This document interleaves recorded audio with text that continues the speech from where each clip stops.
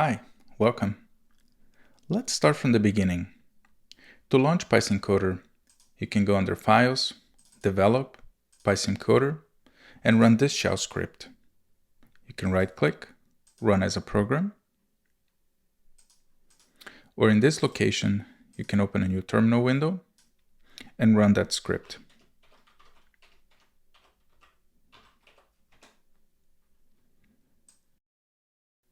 And if you follow our installation guide, you can open a new terminal window and simply type pysimCoder. Note the capital C here. For this tutorial series, I'll be using this last method. When you start pysimCoder, two windows open, a library and a graphical editor. The library contains blocks that we can use to create our model, and the graphical editor is where we create our block diagram.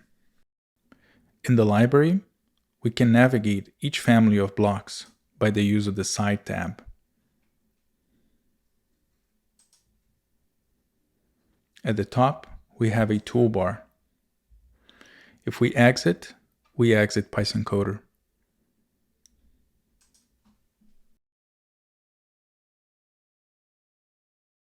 The graphical editor has its own toolbar. Show and hide library, File, Edit, Simulation, Settings, Communication. SHV stands for Silicon Haven. We'll learn more about that in the future. Note that every icon that we saw up here can be found down here. This is the directory folder. Let's create our first model. We'll be plotting a sine wave. Let's go under the Input tab, drag and drop a sine wave block. Output tab, drag and drop a plot block. We can connect these blocks by wires, like so. We can delete a connection by right-click, delete. We can delete a block by selecting it and deleting on the keyboard, or we can right-click, delete.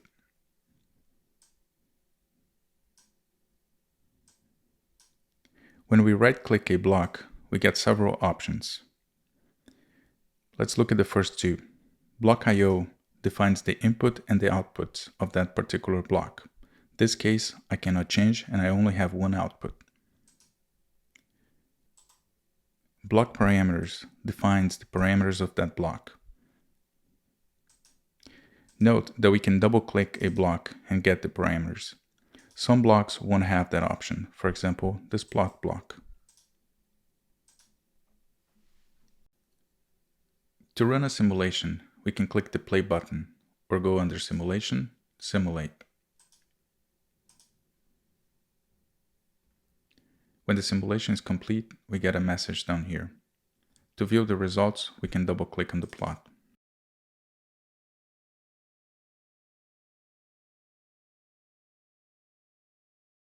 If you go under Settings, you can change parameters of the model. For example, how long a simulation will run for, the sampling time, and the template makefile. Template makefile defines if you're running a simulation or if you're generating code to run on a target. Later on, we'll be using one of our DACs and we'll be using the NuttX template makefile. Parameter script allows us to link a Python script to our block diagram.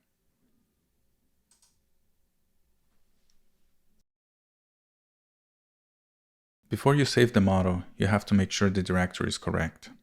For this tutorial series, I'll create a new folder under Documents.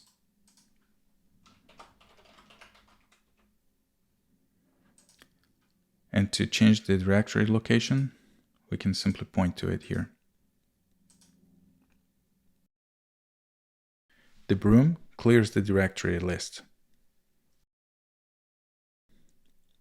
We can now save the model.